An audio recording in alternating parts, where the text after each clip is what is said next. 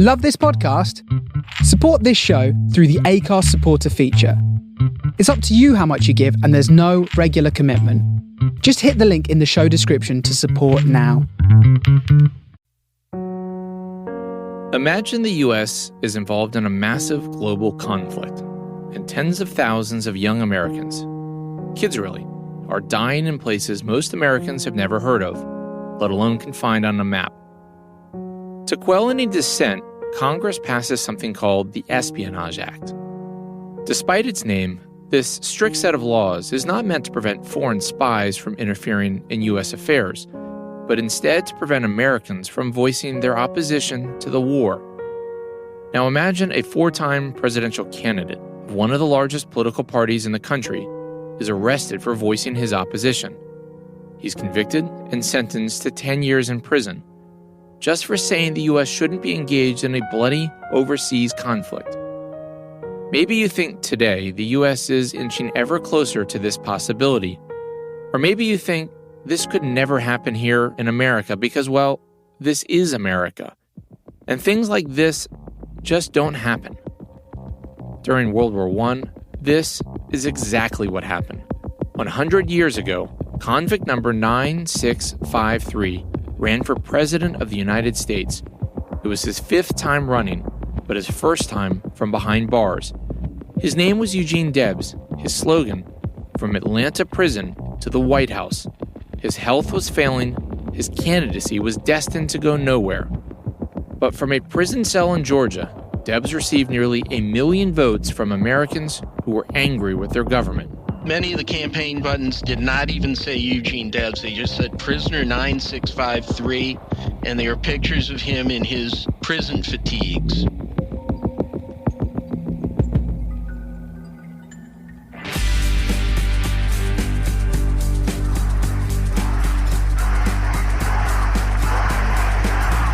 History may be written by the winners, but in American presidential politics, history is often shaped by the long shots. God bless you, and God bless America.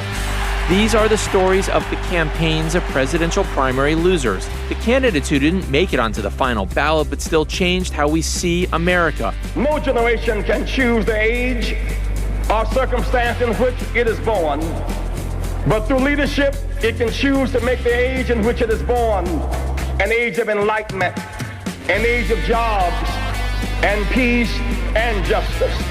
These are the stories of America's presidential primary battles, the contest for the most powerful office in the world. I'm Connor Powell, and I'll be your host. For the last decade, I've covered some of the world's most violent conflicts and turbulent international elections as a foreign correspondent. Now I'm back in the U.S., digging into the fascinating tales of campaigns that bring a kaleidoscope of color to our black and white history. You're listening to Long Shots. Today, Eugene Debs, the original socialist.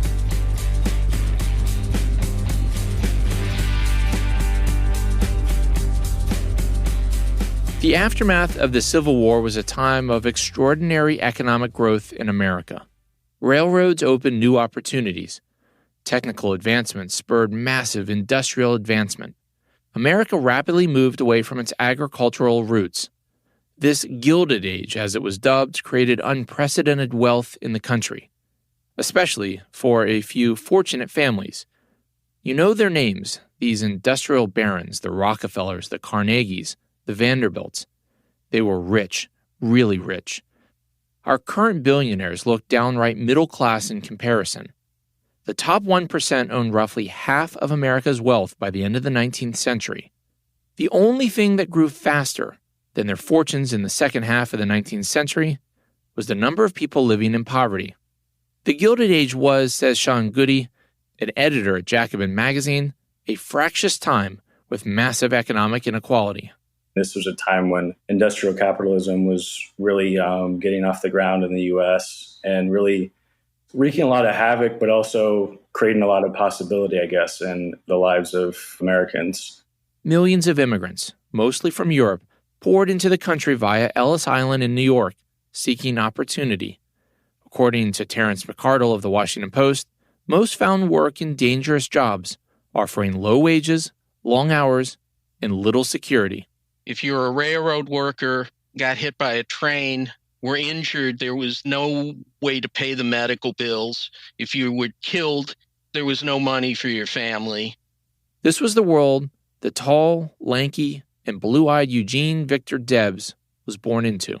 He was named after two of the most important sort of socially conscious novelists of the 19th century, Eugene V and Victor Hugo. That was the historian Michael Kazin of Georgetown University and one of the several excellent guests who are going to help us tell Debs' story. Debs was born in 1855 in Terre Haute, Indiana, to French immigrants. He lived the quintessential American life for the time. Terre Haute was a really important part of his life. So growing up in Terre Haute, and this pretty close-knit community, he had a sort of sense of a kind of basic, I think, social egalitarianism that was instilled in him. Like so many of his generation, he left school early at the age of 14 to go to work, finding a job on the railroads, making a few cents a day. Debs began to work on the railroads, first as a fireman, and then he became the head of one of the major railroad brotherhoods, fairly powerful unions of craft workers on the railroads. It was in the Brotherhood of Locomotive Firemen, a sort of European-styled skilled trade group, that Debs first made a name for himself as a labor activist.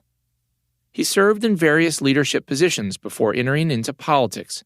Debs was dubbed the blue-eyed boy of destiny when he was elected at 23 the city clerk of Terre Haute. A few years later, he won a seat in the Indiana General Assembly. Debs was well on his way to being a respectable and utterly conventional politician. It seemed like he was going to have possibly a career as a kind of mainstream labor leader and perhaps as a United States senator or governor. Debs believed deeply in the promise and power of American democracy. He was actually fairly conservative. In the 1880s, he had an idea of trade unionism just as a way to sort of produce the best worker possible for the employer. But he left the legislature after just one term, finding the horse trading at the state capitol unseemly. Initially, Debs was anything but radical. Let us persevere in our objects. Let us organize more fully, and we shall become more of what we are already, a power in the land for good. Brothers, gird on the armor. The whole world is a battlefield, and we must be the heroes in the fight for our rights. As the United States industrialized in the 1880s and cheap immigrant labor flooded the country, he soon realized that workers, both native and immigrant, needed stronger representation before employers to secure better wages and working conditions, both of which were pretty awful and only getting worse as the Rockefellers, Carnegies, and their ilk were getting richer. The realization that he came to was if you believed in the basic principles of American democracy, the idea that the people should be sovereign, that people should have control of their lives, that there shouldn't be unaccountable hierarchies in political or economic or social life, then you really had to grapple with the changes that industrial capitalism was bringing. As industrial capitalism changed America, Debs changed his politics to meet it. In 1893, he helped establish one of the first large industrial unions in the U.S. Unlike smaller craft guilds, the American Railway Union, or ARU for short, brought together all railroad workers regardless of their skills. Well, almost all. A union which involved all railroad workers' potential, no matter what their craft was and no matter what their ethnic background, except, unfortunately, the union, against Debs' wishes, excluded black workers. The ARU was designed to be large enough to confront employers by strikes if need be. Shortly after its creation, the ARU successfully mounted an 18-day strike against the Great Northern Railway after it drastically cut workers' wages. The victory emboldened the ARU and Debs, the group's president. Its success would set up one of the most consequential and violent showdowns in American economic history.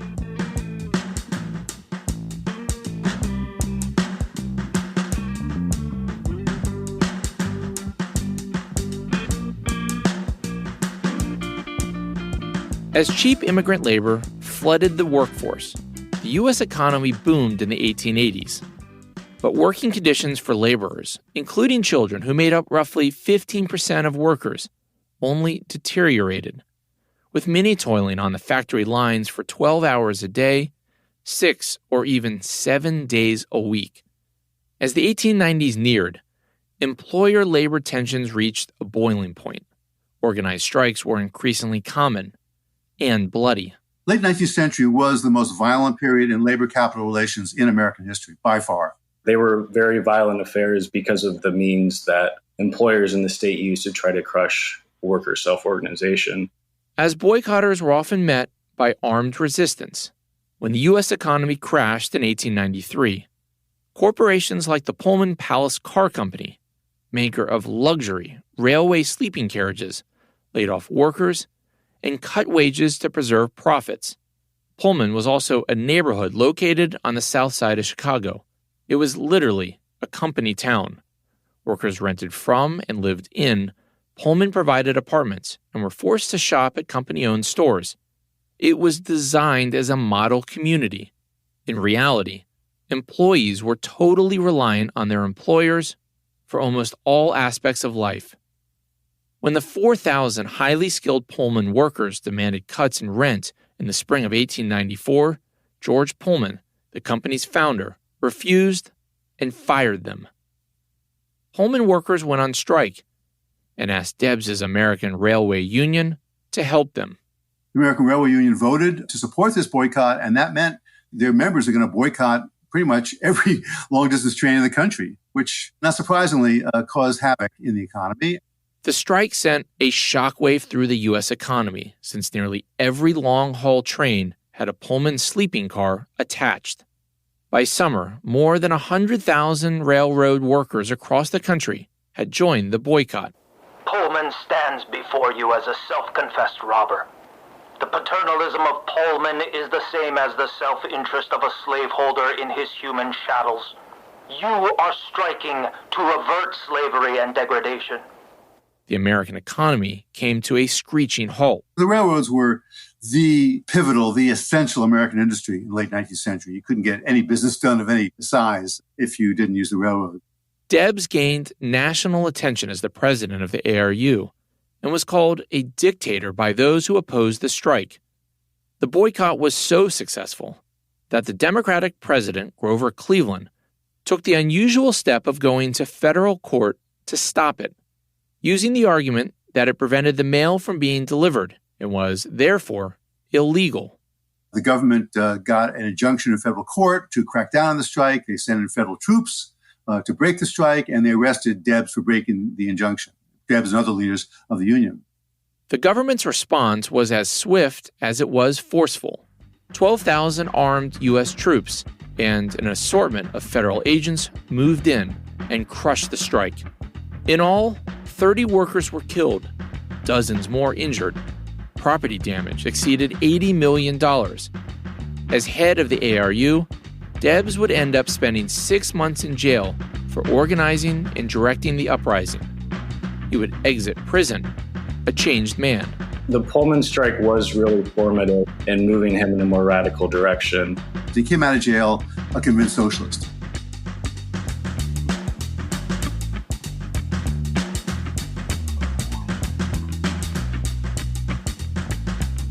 By the time Eugene Debs was arrested for his role in the Pullman strike, his political conversion from conventional Democrat to radical socialist was well underway.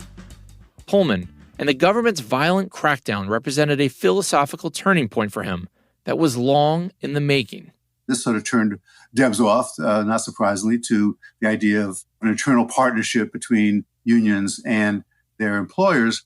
At the Woodstock County Jail, Debs read, dined nightly with the sheriff and his family, and received near daily visitors. Among his guests, the Milwaukee socialist Victor Berger, who brought Debs a copy of Karl Marx's Das Kapital. Debs, however, didn't lurch towards the European revolutionary-style socialism. Instead, he believed the U.S. political system, with its two political parties backed by corporations, would have to change for workers to see any improvements. He sort of realized that the state is in the hands of the wealthy and the powerful, and you can't really appeal to the benevolence of an employer or rely on the political class. Dramatic change faced a key problem. Workers weren't sufficiently organized. Unions are the building blocks of any worker-controlled society from their point of view. They want to make it easier to organize and join unions. The way that he thought about it was you have to organize workers in the workplace, and you also have to unite workers at the ballot box. Debs emerged from jail in November of 1895 a national figure and convinced the ballot box was key to delivering a more democratic United States. In front of 100,000 eager supporters who met him at the Chicago train station after his release, Debs quoted Thomas Paine and invoked the spirit of the Revolutionary War and the Declaration of Independence, not Marx, to drive his new philosophy home. Convinced that there was no way that the capitalist class, as he called it, was ever going to compromise with the workers, that the workers had to have their own party and win elections and take over the country. Debs's political philosophy may have shifted, but he was still a cautious activist and resisted any public association to socialism. In 1896, he endorsed the populist William Jennings Bryan, who had the backing of the Democratic Party, for president. The two Midwesterners shared a similar distaste for Northern elites and their financial influence over the American political system. The Republican candidate, William McKinley, backed by the business community, easily defeated Bryan. A few weeks later, on January 1st, 1897, Debs publicly declared himself a socialist and set out to form a new political movement. I am for socialism because I am for humanity. We have been cursed with a reign of gold long enough.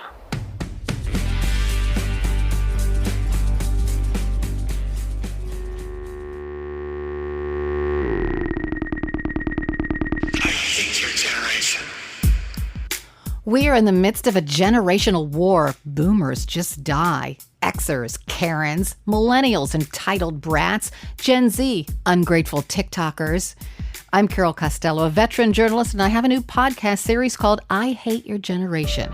It invites people in different generations to talk frankly, face to face, about everything from cancel culture to racial justice to socialism. Contentious? Yes, but healing too. If you don't get your kid or that old guy, I Hate Your Generation is for you. Listen wherever you get your favorite podcast. It's available now.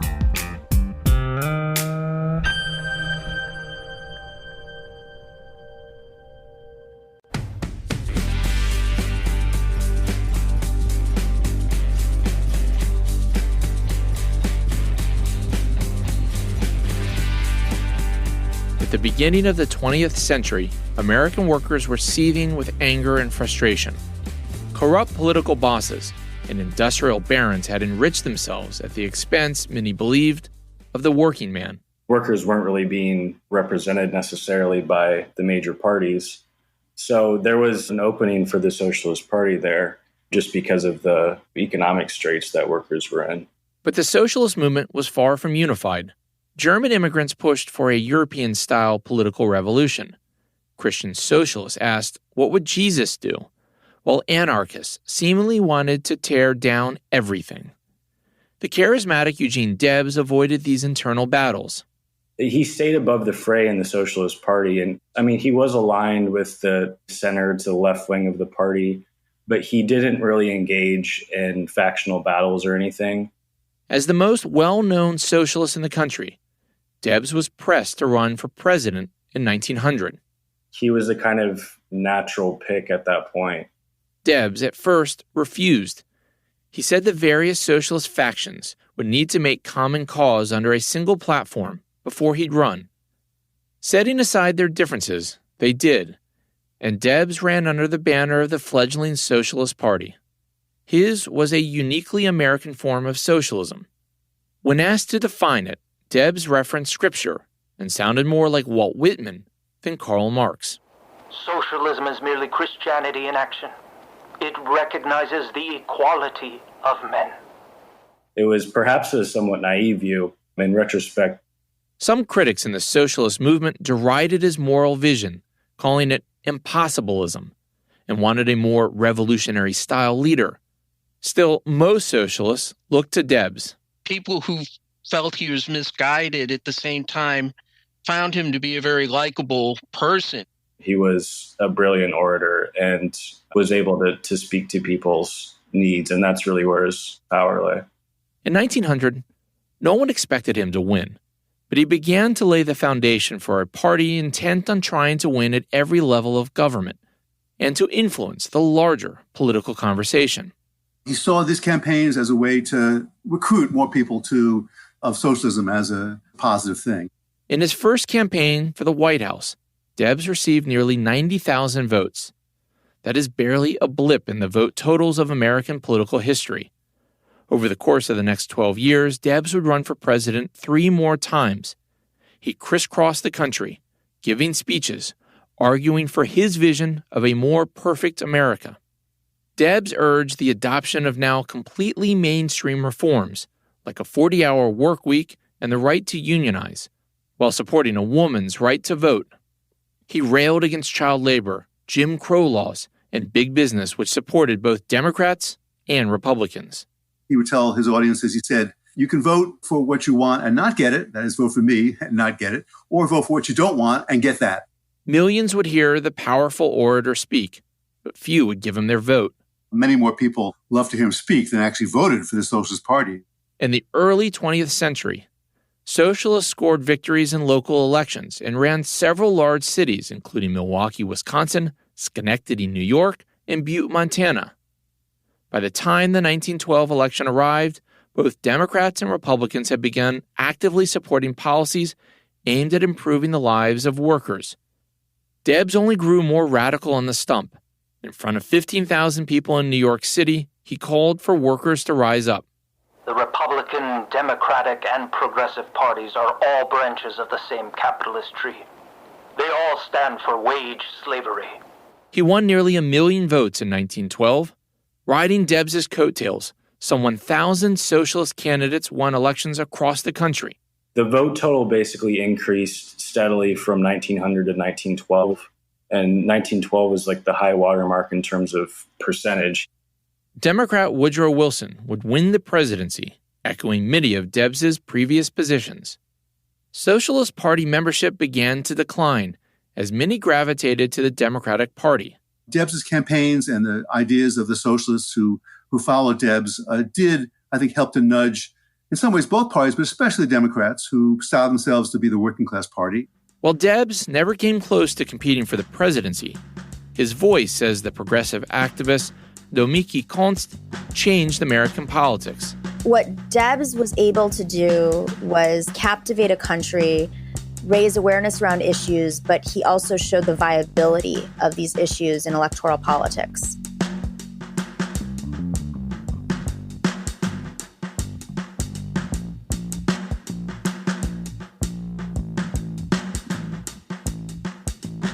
When World War I erupted in the summer of 1914, on that faraway continent, President Woodrow Wilson vowed to keep the U.S. out of the conflict.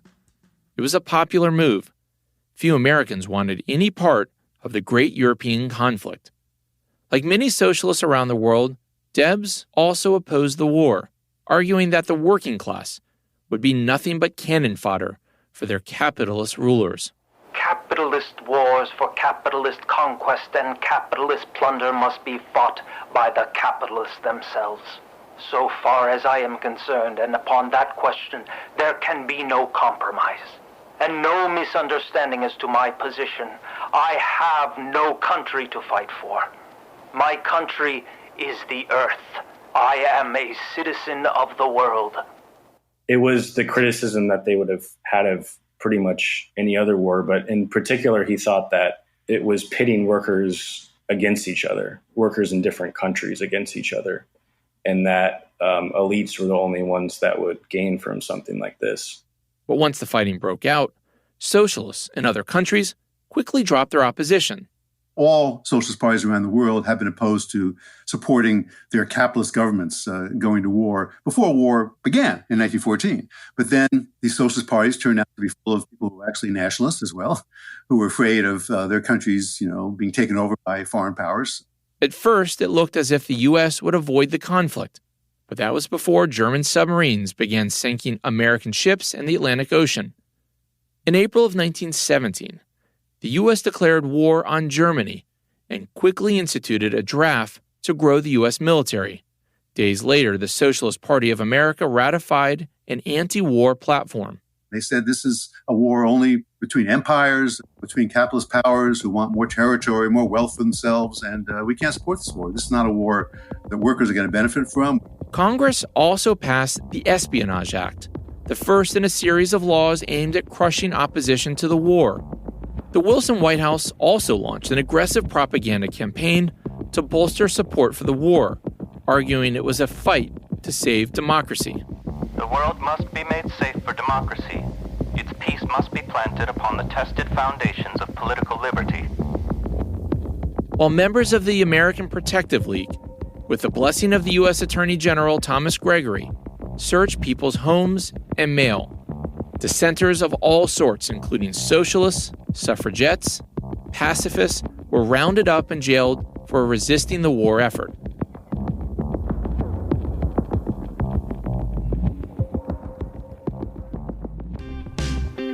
The struggle to make a family can be so painful, sometimes you just have to laugh about it.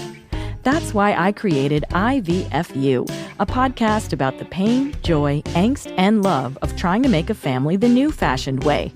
Join me for uninhibited, honest conversations with patients, doctors, egg donors, adoptive parents, and more. I'm your host, Sam Shaber, singer-songwriter, storyteller, and infertile mama. Find us at ivfupodcast.com, Apple Podcasts, or wherever you stream your pods, because it's all about being a family.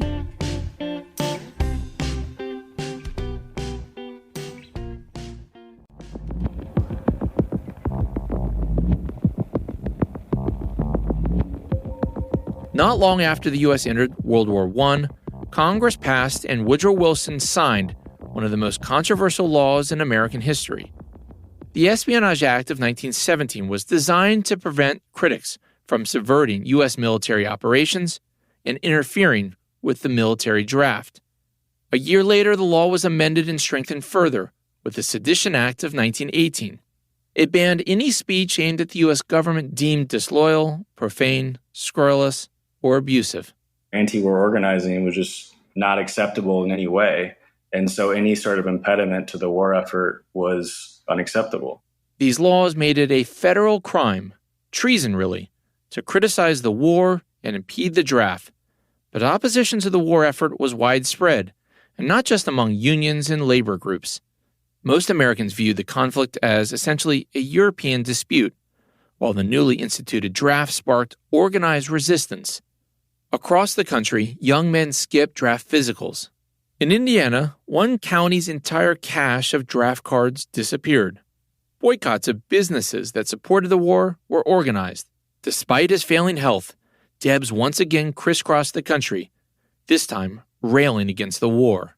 He didn't pull any punches. He really kind of eviscerated the idea that this was a war for democracy. When federal agents began arresting dissenters, peace activists, and socialists, it was clear Debs was firmly in their crosshairs as well. Undaunted, Debs continued to speak out against the war and in support of Russia's Bolsheviks, who had taken power a year before. Knowing that the federal government was tracking his language, Debs was careful with his words. He never criticized the war directly. On June 16, 1918, in Canton, Ohio, wearing a tweed jacket despite the summer heat, Debs denounced the, quote, junkers of Wall Street, comparing them to the aristocrats in Germany that controlled German society. He did make the point during the speech that he believed that the war only benefited as he would put it, the capitalist masters, meaning the ruling class. Dripping in sweat, Debs went on to tell the 1,200 or so young men in the crowd, The working class have never yet had a voice in declaring war. If war is right, let it be declared by the people. You have your lives to lose.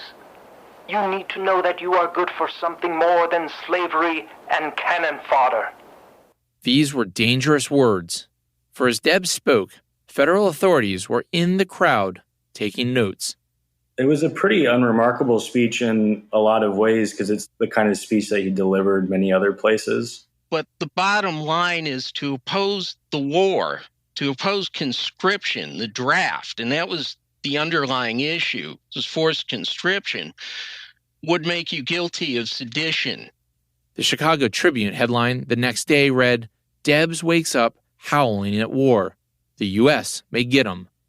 Other newspapers called Debs the most dangerous man in America. He was arrested 2 weeks later.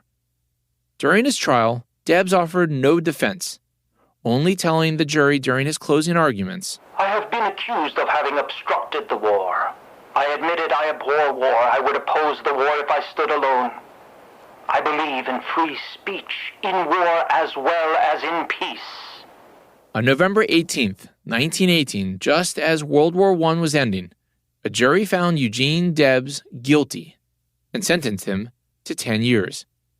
Suffering from a heart condition, an aging and frail Debs went off to prison as America's most famous political prisoner.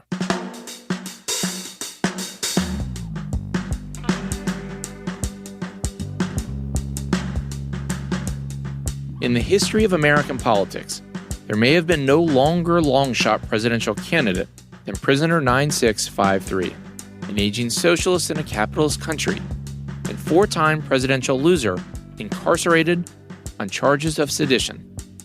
But that is who the Socialist Party nominated in 1920. In some ways, it was a political stunt by a party that needed attention. It was also a genuine effort to spark a national conversation about American freedoms during wartime. Remember, thousands of people were locked up for opposing the war, and Wilson's promise of a war for democracy looked less and less successful as European empires just redrew their borders. The war was beginning to be, in retrospect, rather unpopular by 1920, and that who were put in jail for opposing the war, began to look better to a lot of Americans. They had during the war itself, when Americans were actually over there fighting and dying in Europe. Debs' unconventional campaign caught the attention of the country and forced a deeper discussion about American rights and values. I don't think he had any illusions that he was going to win. I think he was really just trying to raise the profile of socialism and also raise the issue of the Sedition Act. This was a way of opposing Woodrow Wilson's policy during the war of locking people up for opposing the war, most of whom had been radicals of one kind or another, anarchists, socialists, even nascent communists. The press dubbed it the Jailhouse to the White House campaign. Unable to give public speeches, nonetheless, Debs became a national folk hero as newspapers carried his weekly statements. The government sent Debs to prison to silence him. A cell only ended up amplifying his dissent. Republican Warren G. Harding would go on to win the 1920 election on a promise of returning to normalcy. Debs received nearly 1 million votes. Following the election, Debs' fate continued the national debate, with the new president stuck in the middle. Debs' supporters wanted Harding to pardon him. The American Legion and the Ku Klux Klan, yes, the KKK, had actual influence here, argued releasing Debs would undermine the battle against the growing threat of communism. Remember, the Bolsheviks now controlled Russia. Debs was ultimately released, but not pardoned, and walked out of prison to thunderous cheers on Christmas Day, 1921. He would die 5 years later in a sanitarium in Elmhurst, Illinois, when his heart gave out. He was a real phenomenon, I think, one of the most popular radicals in American history. Shortly before he died, Debs remarked that the Socialist Party was as near a corpse as a thing could be. His successor in the Socialist Party, Norman Thomas, would run for president 6 times, though he never achieved anywhere near the success Debs had. But while Debs and his party failed at the ballot box, his ideas lived on and influenced the progressive democratic policies of Franklin Roosevelt's New Deal and Lyndon Johnson's Great Society. It led to reforms in government, and it led to, things like the New Deal ultimately have some, elements of socialism in their programs.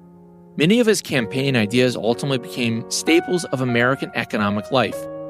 the 40-hour work week, child labor laws, and basic protections for employees. He raised the issues that needed to be raised, and we have a much better life because of people like him. It's also not surprising that Debs is back in vogue these days, given our bitter political fights over the Iraq War, civil rights, and income inequality. If you think about the two time periods, I mean, Debs, the monopolies were running amok when he was running. And it's the same thing now. I think Debs' vision is very appealing because we still live in a highly undemocratic country. The most popular socialist these days is, of course, Vermont Senator Bernie Sanders, followed by New York Congresswoman Alexandria Ocasio-Cortez. Think about that for a second. 15 years ago, could you name one national socialist politician, let alone two? Could anyone? Now, for the record, both Sanders and AOC describe themselves as democratic socialists and members of the Democratic Party. But Sanders has long taken inspiration from Debs. He even did a film about him back in 1979. In all honesty, it's not great. But what from the 70s is? Still, that is how much Debs means to Sanders politically. His message really is a Debsian message, sort of updated to today's political environment. Sanders is very much in the Debsian political tradition in terms of his views of capitalism's financial structure and the failures of American democracy to address inequality. He sees the same divide in society that Debs did. He sees business titans and political elites on one side, and he sees workers on the other. And he thinks that in order to bring about a more democratic country, you have to organize workers in the workplace, at the ballot box, and people have to come together to challenge people with power in the country. Sanders differs from Debs in one key area, however. Bernie Sanders has by and large been a Democrat, and he's been a very successful politician. He hasn't been a quixotic politician. He hasn't been using the presidential races as a stalking horse for a third party. He's actually been a very successful Democratic politician. Shows that he learned something from Debs. That is, if you want to promote the ideas of socialism, much smarter to do it from within a more mainstream organization rather than to do it as Debs did from outside the mainstream political system. Just being a 5-time presidential candidate, an advocate for many now commonplace economic ideas, and a political inspiration for another presidential candidate is a pretty strong legacy for a politician who never came close to winning the White House. His most important legacy, one could argue, was his willingness to take on government policies in wartime and in the face of laws designed to squash First Amendment rights.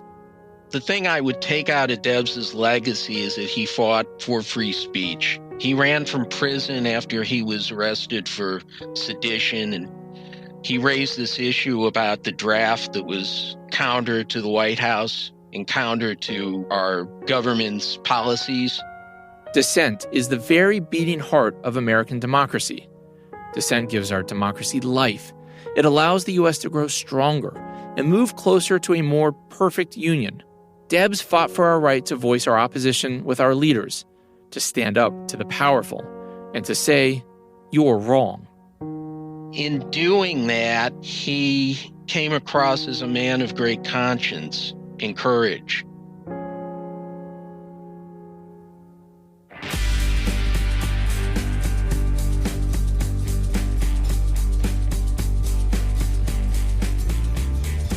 You've been listening to Long Shots.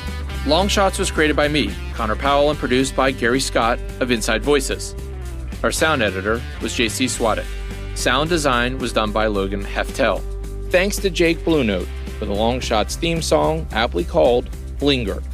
Thanks to Jamie Colasso for providing the voice for Eugene Debs, and to Logan Heftel for giving voice to President Woodrow Wilson.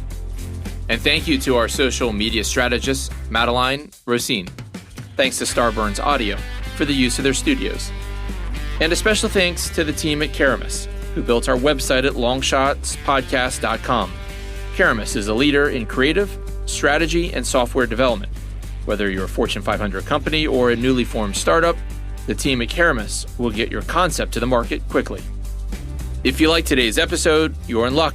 There's more stories just as bananas as this one. Please hit the subscribe button wherever you're listening.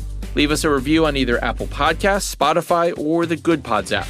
And recommend us to a friend. Until next time, I'm Connor Powell, and you're not.